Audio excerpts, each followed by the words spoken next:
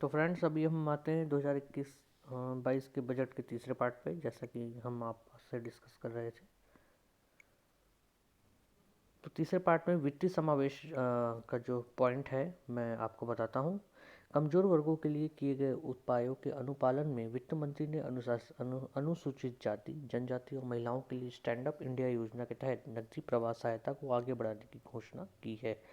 वित्त मंत्री ने मार्जिन मनी की जरूरत 25% को घटाकर 15% करने और कृषि से संबंधित गतिविधियों के लिए ऋणी को भी शामिल करने का प्रस्ताव किया गया है। इसके अलावा एमएसएमई क्षेत्र की सहायता के लिए अनेक उपाय किए गए हैं। सरकार ने इस बजट में इस क्षेत्र के लिए 15,700 करोड़ रुपए के उपलब्ध कराए हैं, जो इस वर्ष के अनुमान से दोगुने से भी अधिक है। नंबर 4 आपका आता है मानव पूंजी को मजबूत बनाना। वित्त मंत्री ने कहा कि हाल में घोषित की गई राष्ट्रीय शिक्षा नीति एनईपी का अच्छा स्वागत हुआ है। ये कहते हुए 15,000 से अधिक स्कूलों की राष्ट्रीय शिक्षा नीति के सभी घटकों को शामिल करके गुणवत्ता रूप से मजबूत बनाया जाएगा। उन्होंने यह भी घोषणा की कि एनजीओ, निजी स्कूल, राज्यों की भागीदारी में 100 नए सैनिक स्कूल स्थापित किए जाएंगे। उन्होंने एक छत्रक निकाय के रूप में एक भारतीय उच्च शिक्षा आयोग संस्थापित करने का भी प्रस्ताव किया है। इसमें मानक संस्थापना, मान्यता विनिमय और वित्त पोषण के लिए 4 अलग अलग घटक शामिल किए गए हैं। लद्दाख में उच्च शिक्षा तक पहुंच के लिए सरकार ने लेह में केंद्रीय विश्वविद्यालय स्थापित करने का प्रस्ताव किया है। अगला पॉइंट है अनुसूचित जाति, अनुसूचित जनजाति का कल्याण। सरकार ने जनजाति क्षेत्रों में 750 एकलव्य मॉडल आवासीय स्कूल स्थापित करने का लक्ष्य निर्धारित किया है। ऐसे प्रत्येक स्कूल की लागत 20 करोड़ से बढ़ाकर 38 करोड़ तथा पहाड़ी और कठिन क्षेत्रों में 48 करोड़ रुपए करने का प्रस्ताव किया गया है। इसी प्रकार अनुसूचित जनजाति के कल्याण के लिए पोस्ट मैट्रिक छात्रवृत्ति योजना के केंद्रीय सहायता बढ़ाई गई थी और 2025-26 तक 6 वर्षों के लिए कुल 35,219 करोड़ रुपए का आवंटन किया गया है, जिससे अनुसूचित जाति के 4 करोड़ छात्रों को लाभ मिलेगा।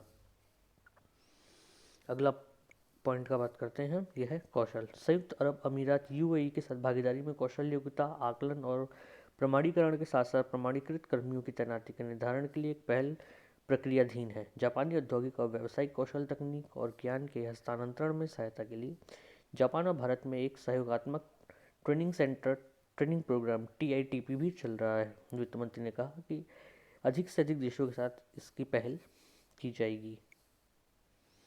अगला पॉइंट आता आपका है नवाचार, अनुसंधान एवं विकास। वित्त मंत्री ने कहा कि जुलाई 2019 की अपनी बजट भाषण में उन्होंने राष्ट्रीय अनुसंधान प्रतिष्ठान की घोषणा की थी। उन्होंने कहा कि 5 वर्षों की NRF का परिव्यय 50,000 करोड़ रुपए होगा। इसे पहचान किए गए राष्ट्रीय प्राथमिकता की जरूरत वाले क्षेत्रों पर ध्यान देते हुए देश में समग्र अनुसंधान इकोसिस्टम को मजबूत बनाना सुनिश्चित होगा। सरकार एक नई पहल राष्ट्रीय भाषा अनुवाद मिशन NTLMM की शुरुआत करेगी। इससे प्रमुख भारतीय भाषाओं में उपलब्ध कराई गई शासन एवं नीति संबंधी ज्ञान रूपी दौलत इंटरनेट पर उपलब्ध होगी। अगला पॉइंट है अंतरिक्ष विभाग के तहत एक सार्वजनिक क्षेत्र उपक्रम the new space India limited NSIL कुछ छोटे छोटे उपग्रह भारतीय उपग्रहों के साथ ब्राजील में एमेजोनिया उपग्रह ले जाने वाली PSLV CS-15 को लॉन्च करेगा। गंगायान मिशन गतिविधियों के एक भाग के रूप में 4 भारतीय अंतरिक्ष यात्री रूस तक के जेनेरिक स्पेस फ्लाइट ऑस्पेक्ट पर प्रशिक्षण प्राप्त कर रहे हैं। पहला मानव रहित लॉन्च दिसंबर 2021 में होने का कार्यक्रम है। अगले पॉइंट की बात करते हैं, यह है न्यूनतम सरकार अधिकतम शासन। वित्त मंत्री ने बजट के 6 महत्वपूर्ण स्तंभों पर जोर देते हुए न्याय को तेजी से उपलब्ध कराने के लिए पिछले कुछ वर्षों में ट्रिब्यूनलों में सुधार लाने के लिए अनेक कदम उठाने का प्रस्ताव किया है। उन्होंने ट्रिब्यूनलों के कामकाज को युक्तिपूर्ण बनाने के लिए आगे उपाय करने का भी प्रस्ताव किया है। सरकार ने 56 संबद्ध स्वास्थ्य देखभाल व्यवस्थाओं का पारदर्शी और कुशल विनिमय सुनिश्चित करने के दृष्टिकोण के साथ संसद में राष्ट्रीय संबंध स्वास्थ्य देखभाल पेशेवर विधेयक पेश किया है। उन्होंने घोषणा की है कि भारत के इतिहास में आगामी जनगणना प्रथम डिजिटल जनगणना हो सकती है और इस बड़े और महत्वपूर्ण कार्य के लिए वर्ष 2021-22 में 3,768 करोड़ रुपए के आवंटित किए गए हैं। अगले पॉइंट पर डिस्कस करते हैं, यह राजकोषीय स्थिति के बारे में। उन्होंने अर्थव्यवस्था पर महामारी के प्रभाव के परिणाम स्वरूप कमजोर राजस्व अंतः प्रवाह को रेखांकित किया। एक बार स्वास्थ्य स्थिति स्थिर होने और लॉकडाउन धीरे धीरे उठाया गया था, सरकारी खर्चा बढ़ गया था, जिसके कारण घरेलू मांग पुनर्जीवित हुई, जिसके कारण 2021-22 के लिए 3.42 लाख करोड़ के मूल अनुमान बजट की तुलना व्यय की तुलना में संशोधित अनुमान 34.50 लाख करोड़ आके गए हैं। व्यय की गुणवत्ता बरकरार रखी गई है। संशोधित अनुमान में पूंजीगत व्यय 2022, 20 और 21 में 4.39 लाख करोड़ रुपए की है, जबकि 2020 और 21 में बजट अनुमान 4.12 लाख करोड़ रुपए रहेगा। वित्त मंत्री ने कहा कि संशोधित अनुमान 2021-22 में राजकोषीय घाटा बढ़ाकर सकल घरेलू उत्पाद का 9.5% हो गया है और इसे सरकारी ऋणों, बहुपक्षीय ऋणों, लघु बचत निधियों और अल्पकालिक ऋणों के माध्यम से धन उपलब्ध कराया गया है। वित्त मंत्री ने कहा कि सरकार को अतिरिक्त 80,000 करोड़ रुपए की जरूरत होगी, जिसके लिए हम इन 2 महीनों में बाजारों तक पहुंच कायम करेंगे। बजट अनुमान 2020 और 21 में राजकोषीय घाटा जीडीपी का 6.8% रहने का अनुमान है। अगले साल बाजार में कुल उधारी लगभग 22 लाख करोड़ रुपए की होगी। श्रीमती सीतारमण ने घोषणा की कि सरकार की योजना राजकोषीय समेकन के मार्ग पर लगातार चलने की है और राजकोषीय घाटा स्तर को कम करके 2025 और 26 तक इस अवधि के दौरान साधारण रूप से स्थिर ह्रास के साथ जीडीपी 4.5% स्तर पर लाना चाहते हैं। हम पहले बेहतर अनुपालन के माध्यम से कर राजस्व में उछाल लाकर दूसरे सब परिसंपत्तियों, जिनमें लोक उद्यम और भूमि सम्मिलित है, के मुद्रीकरण से प्राप्तियां बढ़ाकर समेकन हासिल करने की उम्मीद करते हैं। 15वें वित्त आयोग की मद के अनुसार सरकार राज्यों के लिए नेवल उधार की सामान्य उच्चतम सीमा सकल घरेलू उत्पाद के 4% पर नियत करने की अनुमति दे रही है। एफआरबीएम अधिनियम निर्देशित करता है कि जीडीपी के 3% के बराबर राजकोषीय घाटा 31 मार्च 2020 और 21 तक हासिल किया जाए। इस वर्ष की अभूतपूर्व एवं अप्रत्याशित परिस्थितियों में यह जरूरी बना दिया गया है। एफआरबीएम अधिनियम की धारा 4.5 और 7.3 के अंतर्गत विचलन कथन प्रस्तुत किया जाए, जिसे मैं एफआरबीएम दस्तावेजों के भाग के रूप में सभा के पटल पर रख रही हूँ।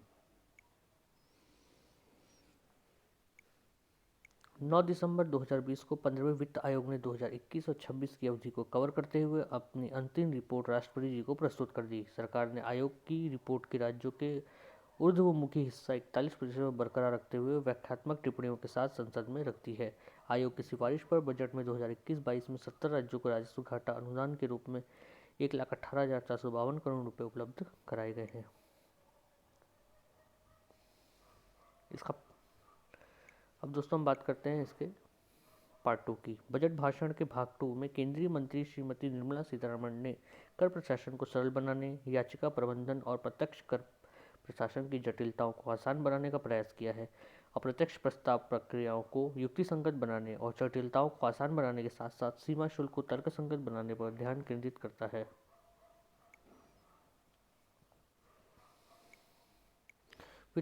प्रत्यक्ष कर प्रस्ताव। वित्त मंत्री ने आयकर रिटर्न को भरने में वरिष्ठ नागरिक को राहत देते हुए आयकर प्रक्रियाओं की समय सीमा में कमी, विवाद समाधान समिति के गठन की घोषणा, फैसलेस आईटीटी एनआरईटी को छूट, लेखा परीक्षा छूट की सीमा में वृद्धि और लाभांश आय के लिए भी राहत प्रदान की है। उन्होंने देश में बुनियादी ढांचा में विदेशी निवेश को आकर्षित करने, सस्ते और किराए के आवासों के लिए राहत, आईएफएससी के लिए कर प्रोत्साहन, छोटे चैरिटेबल ट्रस्टों को राहत और स्टार्टअप्स के लिए प्रोत्साहन जैसे कदमों की भी घोषणा की है। श्रीमती निर्मला सीतारमण ने अपने बजट भाषण में कहा कि महामारी के बाद दुनिया एक नए रूप में उभरती हुई नजर आती है और भारत इसमें एक अग्रणी भूमिका निभाएगा। उन्होंने कहा कि इस परिदृश्य में हमारी कर प्रणाली को पारदर्शी, कुशल होना होगा और देश में निवेश को, रोजगार व प्रोत्साहन चाहिए। मंत्री महोदय ने कहा कि इसके साथ साथ इससे हमारे करदाताओं पर न्यूनतम बोझ डालना चाहिए। उन्होंने कहा कि कॉर्पोरेट कर दर में कमी, लाभांश वितरण कर की समाप्ति और छोटे करदाताओं के लिए छूट में वृद्धि सहित करदाताओं के अर्थव्यवस्था के लाभ के लिए सरकार द्वारा सुधारों की एक श्रृंखला प्रस्तुत की गई है। वित्त मंत्री ने कहा कि वर्ष 2020 में आयकर दाखिल करने वालों की संख्या 6.48 करोड़ रही, जबकि 2014 में यह संख्या 3.31 करोड़ थी।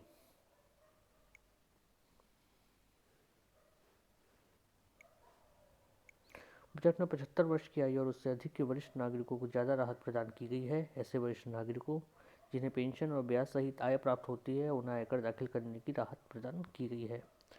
उन्हें भुगतान करने वाले बैंक ही उनकी आय से आवश्यक कर की कटौती करके राशि अंतरित कर देगा।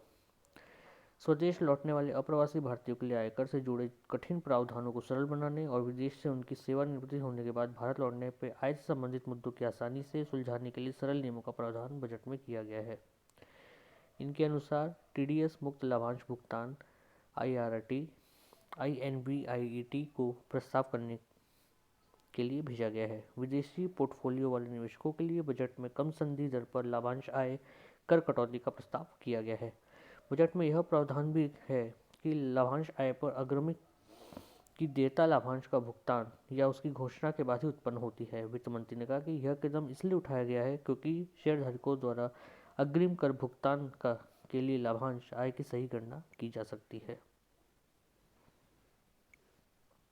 वित्त मंत्री ने घोषणा की कि सस्ते घर खरीदने के लिए मिलने वाले ऋण के ब्याज में 1.5 लाख रुपए की छूट का प्रावधान 31 मार्च 2022 तक बढ़ा दिया जाएगा। सरकार द्वारा उन लोगों को सस्ते घर में उपलब्ध कराने के लिए विशेष जोर दिया जा रहा है। उन्होंने सस्ते घर की योजना के तहत छूट का दावा करने के लिए पात्रता की समय सीमा 1 वर्ष और बढ़ा के 31 मार्च 2022 तक बढ़ा दी गई है। प्रवासी मजदूरों के लिए किराए के सस्ते मकान उपलब्ध कराने के प्रावधान में वित्त मंत्री ने सस्ते किराए वाली आवासीय परियोजना कर राहत की नई घोषणा दी है।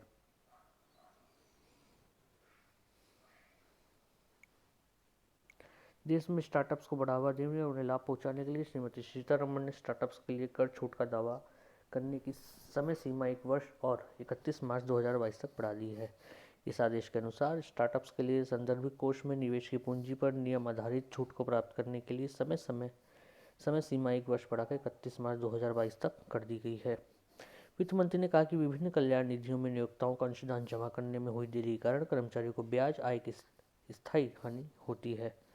नियोक्ता द्वारा इन निधियों में कर्मचारियों का अंशदान समय पर जमा करने के लिए वित्त मंत्री ने घोषणा की कि कर्मचारी का अंशदान देरी से जमा करने के बारे में नियोक्ताओं को कभी भी कटौती की अनुमति नहीं दी जाएगी। इस वर्ष का बजट अनुपालन का भार करने के लिए आयकर कार्यवाही मौजूदा 6 साल से 3 साल के लिए समय सीमा को बढ़ाने का प्रावधान करता है। कर प्रवंचनाएं गंभीर मामलों में जहां एक वर्ष में 50 लाख या उससे अधिक की आय को छुपाने के सबूत मिलते हैं, ऐसे मामले में संबंधित आकलन को 10 वर्ष तक दोबारा खोला जा सकता है, लेकिन इसके लिए प्रधान मुख्य आयुक्त का अनुमोदन प्राप्त करना आवश्यक है। कराधान प्रणाली में वाद कम करने के लिए सरकार द्वारा दिए गए संकल्प का उल्लेख करते हुए वित्त मंत्री ने कहा कि सरकार द्वारा घोषित प्रत्यक्ष कर विवाद से विश्वास योजना को अच्छी तरह से अपनाया गया है। 30 जनवरी 2021 तक 1,10,000 से अधिक करदाताओं ने इस योजना के तहत 85,000 करोड़ रुपये से अधिक के कर विवाद को निपटाने के लिए विकल्प चुना है।